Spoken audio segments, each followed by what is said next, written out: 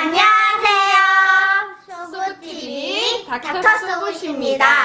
네, 요새 이제 코로나19로 우리 아이들 개학도 계속 연기되고 학교 가기 많이 기다리고 있죠. 이왕 방학이 이렇게 너무 길어진 김에 어머님들께서 이제 우리 아이들 체력 증진 및 이제 성장 관리에 어머님들 관심이 많으시더라고요. 그래서 오늘은 우리 성장기 어린이들의 성장 마사지와 추나 치료에 대해 간략히 설명을 드려볼까 해요. 그래서 오늘 곧 초등학교에 입학할 두 친구가 이제 촬영 도우미로 나와주었어요.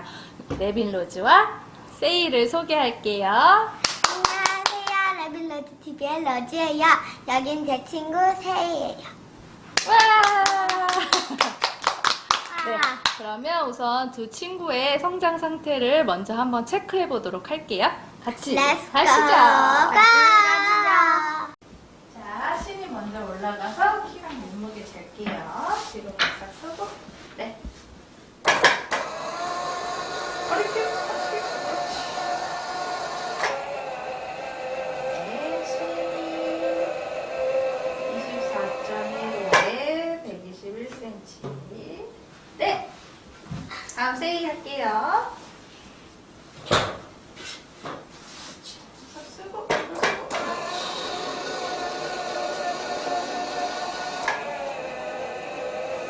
오.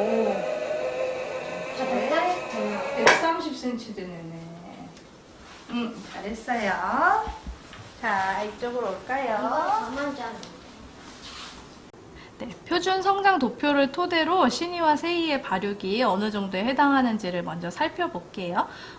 신이를 먼저 보면 신이는 지금 몸무게가 61.2% 그리고 키가 58.4%에 지금 해당하고 있네요. 그래서 평균 이상 되는 걸로 볼 수 있고요. 그리고 이제 현재 추세로 가면은 이제 엄마 아빠의 키를 고려해서 계산한 성인 기준 예상 신장 162cm에서 지금 성인 기준 됐을 때도 162cm로 이제 본인의 잠재력만큼 자라주고 있는 친구라고 볼 수 있을 것 같아요. 근데 현재는 이제 성장을 결정하는 요인에 예전에는 이제 선천적 요인이 굉장히 크다고 얘기를 했던 반면에 현재는 이제 선천적 요인이 23%, 후천적 요인이 77% 정도로 밝혀져 있거든요. 그래서 후천적 요인을 잘 관리해주면 이렇게 본인이 갖고 있는 잠재력보다도 더 클 수 있게 된답니다. 세이 거 한번 보면요. 세이는 이제 아빠가 워낙 훤칠하셔서 선천적 요인이 아주 좋은 친구예요. 이제 둘이 조리원 동기라서 태어났을 때부터 제가 이제 잘 아는데 출생 시부터 이제 4.3kg 정도로 이제 남다른 발육을 보여줬었고요.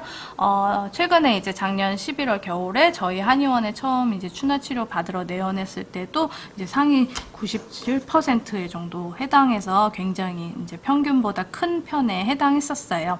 근데 이제 세이 같은 경우에는 성장이 조금 빠르게 진행되면서 이제 약간의 체형 불균형에 대한 부분이 이제 걱정되시는 부분이 있으셔서 교정 치료를 이제 희망하셨거든요. 근데 이제 제가 어머니께 농담으로 이제 추나 치료 받다가 키 더 크면 어떡하죠 할 정도로 그랬었어요. 근데 정말 교정 치료 받는 기간 동안 오늘 다시 재보니까 벌써 그동안 또 2cm가 더 자라서 지금은 이제 본인의 잠재력보다도 훨씬 잘 자라주고 있다고 보면 될 것 같습니다. 그래서 이제 로즈 같은 경우에도 이제 제가 어릴 때부터 이제 성장 한약 복용과 이제 꾸준한 성장 마사지로 관리를 해주고 있는 편인데 이제 그 아이들이 그 시원한 그런 기분 그리고 최근에는 이제 추나 치료 그 시원함까지 알아서 이제 매일같이 해달라고 저를 조르고 그러거든요. 그래서 진료실로 이동해서 그러면 우리 성장 마사지 아이들 성장 마사지 어떻게 해주면 좋은지 같이 한번 해보도록 할게요. 아이들 잠들기 전에 이렇게 눕혀놓고 해주시면은 이제 자는 동안 성장 호르몬이 잘 분비될 수 있도록 도움을 줄 수 있고요. 아침에 깨울 때 해주셔도 굉장히 기분 좋게 좀 일어날 수 있거든요. 그래서 아이들도 이제 시원해서 요새는 이제 자꾸 해달라고 하는 걸 볼 수 있어요.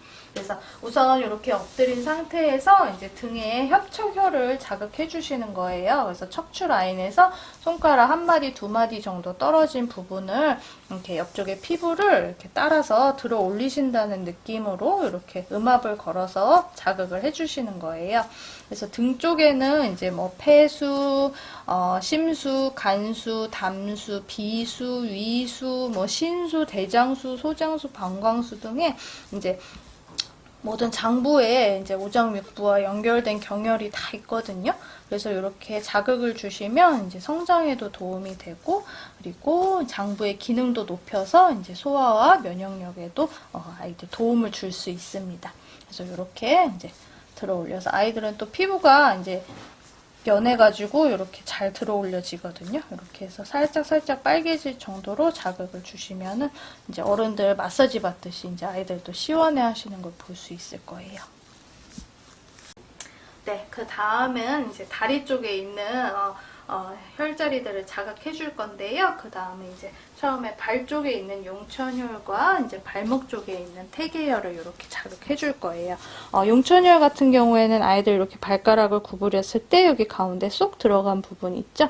거기 둘째와 셋째 발가락 사이 정도에 거기를 이제 꼭꼭 부드럽게 10번 정도 눌러주신다고 생각하세요. 이제 요 자리가 이제 성장의 시작점이 되는 혈자리라고 볼 수 있거든요.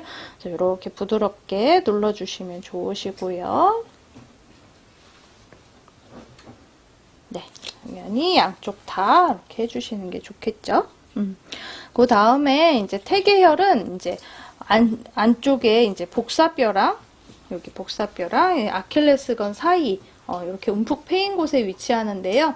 이제 아킬레스건 부위를 자극해 줌으로써 근육의 피로를 풀어주고 이제 순환이 잘 정체될 수 있는 곳이기 때문에 자주 자극을 주시면 시원함을 느끼게 됩니다. 그래서 용천혈이랑 용천혈 해주신 다음에 이제 태계혈 그리고 여기 양쪽 다 잡고 이렇게 아킬레스건 움푹 파인 데를 자극시켜 주신다는 느낌으로 이렇게 자극해 주시면 되시고요. 네, 그리고 이제 뛰는 걸 좋아하고 이제 자주 종아리가 단단하게 뭉쳐 있는 친구들 같은 경우에는 이제 종아리에 힘 줄 때 종아리 힘 한번 줘볼까요? 네, 종아리에 이렇게 힘 줄 때 생기는 근육 있잖아요. 그 사이, 그 가운데 위치한 승산혈도 이렇게 같이 마사지 해주시면 좋습니다.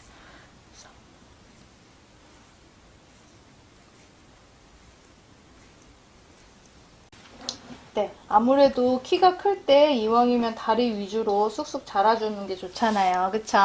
네. 네, 그래서 이제 무릎 성장판 가까이에 있어서 성장에 많은 도움이 되는 혈자리들을 자극해 줄게요.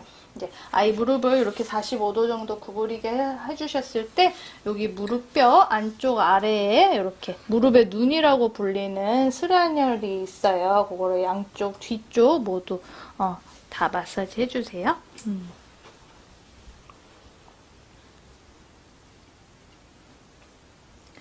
네, 그 다음에는 이제 무릎 뒤쪽에 위중혈이 있거든요.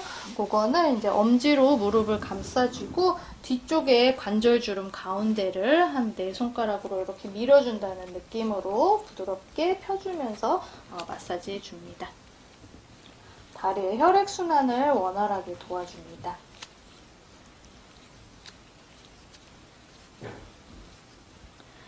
그 다음에는 아까 자극했던 외스랑과 무릎 정강뼈 그리고 고기를 정삼각형을 그리는 요 지점이 있어요.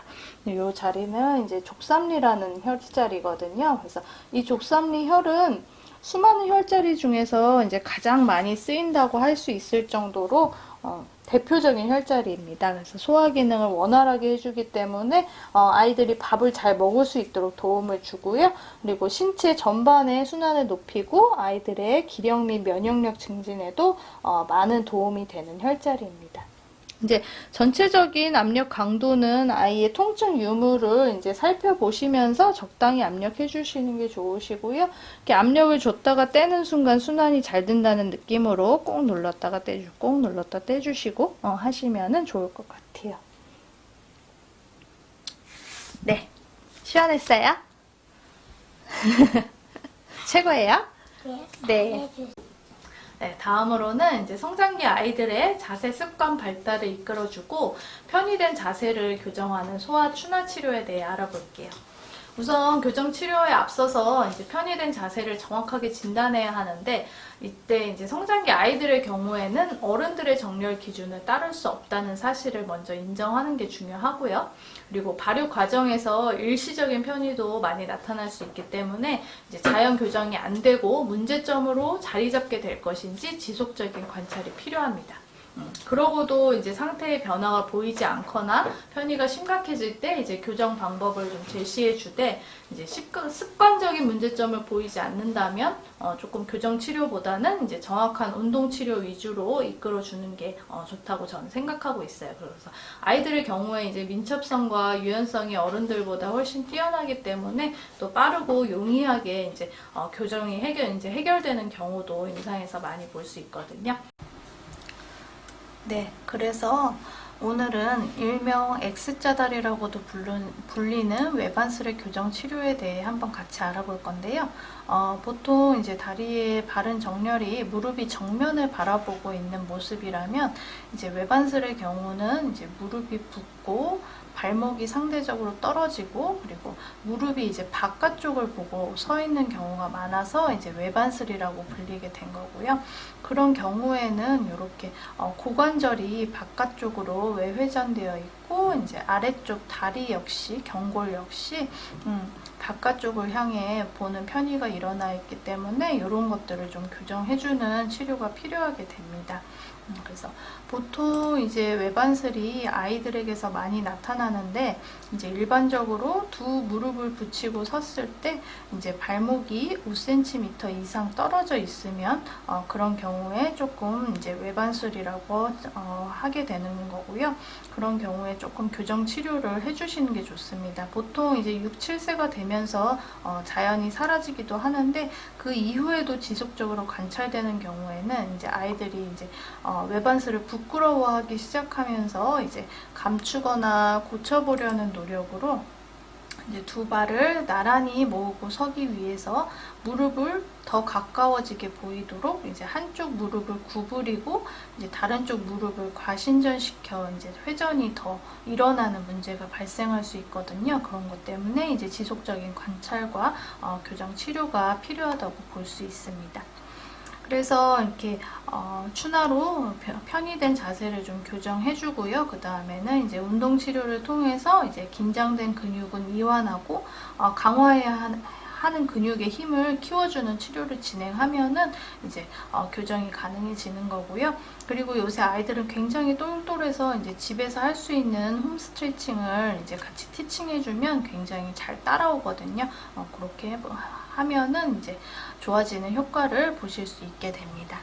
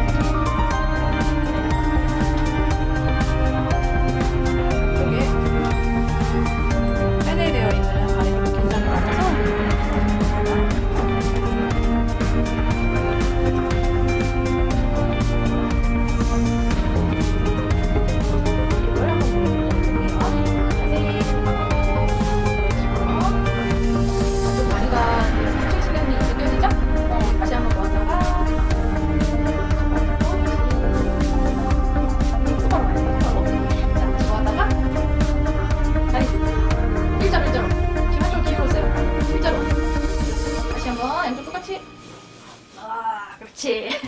잘했어요.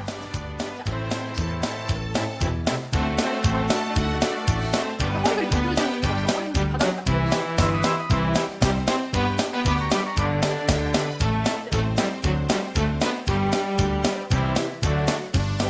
어디 있는지 모르겠어?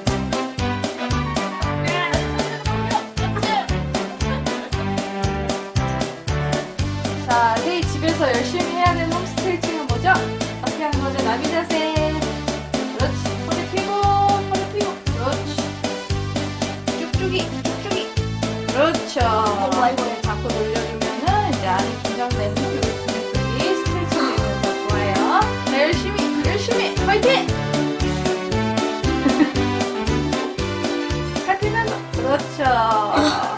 잘했어요. 네, 오늘 준비한 내용은 여기까지고요. 다음에 더 좋은 이야기로 돌아올 수 있도록 하겠습니다.